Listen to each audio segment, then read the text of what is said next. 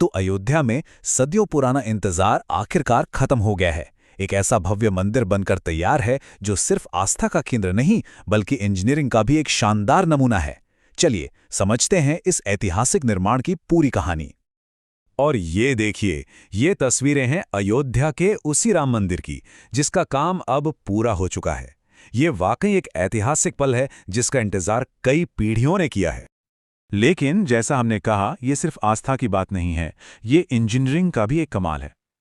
चलिए अब थोड़ा डिटेल में जानते हैं कि कैसे प्राचीन भारतीय आर्किटेक्चर को मॉडर्न टेक्निक के साथ मिलाकर इस विशाल स्ट्रक्चर को खड़ा किया गया। तो सवाल उठता है, इतने बड़े स्ट्रक्चर को बनाने में कितना वक्त लगा? सुनकर शायद यकीन ना हो, लेकिन मुख्य मंदिर का कंस्ट्रक्शन सिर्फ 5 साल में पूरा कर लिया गया। ये दिखाता है कि इस प्रोजेक्ट के पीछे कितनी जबरदस्त स्पीड और डेडिकेशन थी। और इस सपने को हकीकत में बदलने का काम किया है लगभग 4000 मजदूरों और कारीगरों ने, जिन्होंने दिन रात मेहनत की। ये वाकई एक टीम एफर्ट का बहुत बड़ा उदाहरण है। और शायद सबसे ज्यादा हैरान करने वाली बात, इस मंदिर को 1000 साल तक कायम रहने के लिए डिजाइन किया गया है। जी हाँ, ये सिर्फ एक इमारत नहीं बल्कि आने वाली कई पीढ़ियों के लिए एक विरासत है। तो ये इतना मजबूत बना कैसे? यही तो इसकी खास बात है।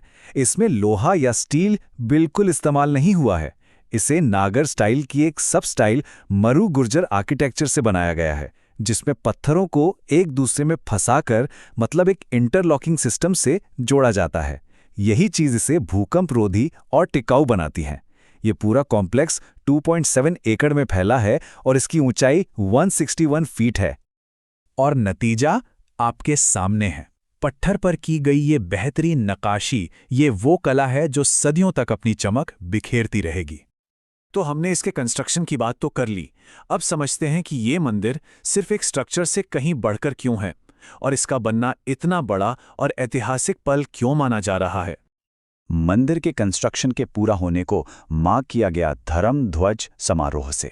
इस दिन मंदिर के मुख्य शिखर पर पवित्र केसरिया ध्वज फहराया गया और बस उसी पल से मंदिर को ऑफिशियली पूरा मान लिया गया। इन तस्वीरों में आप उसी दिन का नज़ारा देख सकते हैं। एक तरफ है सेरेमनी का एंट्रेंस और दूसरी तरफ शिखर पर ध्वज के साथ पूरा तैयार मंदिर।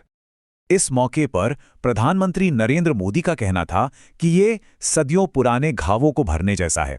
उनका ये स्टेटमेंट ही बताता है कि लाखों भक्तों के लिए इस मंदिर का इमोशनल और हिस्टोरिकल सिग्निफिकेंस कितना ज़्यादा है। तो मेन टेम्पल तो रेडी है, लेकिन क्या पूरा कॉम्प्लेक्स तैयार है? चलिए इस कंफ्यूजन को दूर करते हैं और देखते हैं कि क्या काम पूरा हो गया है और क्या अभी भी बाकी है। तो जैसा कि हम देख सकते हैं, जो मेन मंदिर है, गर्भगृह और 6 से ज्यादा दूसरे मंदिर, ये सब रेडी हैं। लेकिन हाँ, कुछ काम अभी भी चल रहा है, जैसे 4 किलोमीटर लंबी बाउंड्री वॉल, 500 लोगों के बैठने वाला ऑडिटोरियम और कुछ फिनिशिंग टचेस। पर उम्मीद है कि ये भी जल्द ही पूरा हो जाएगा।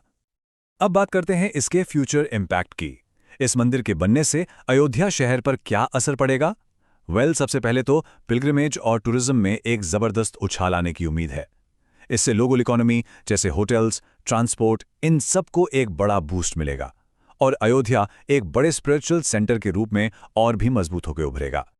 तो ये मंदिर आर्किटेक्चर का एक बेहतरीन नमूना भी है और आस्था का एक बहुत बड़ा प्रतीक भी। अब देखना यह है कि सदियों तक कायम रहने के लिए बनाए गए इस मंदिर की विरासत का अगला चैप्टर क्या होगा।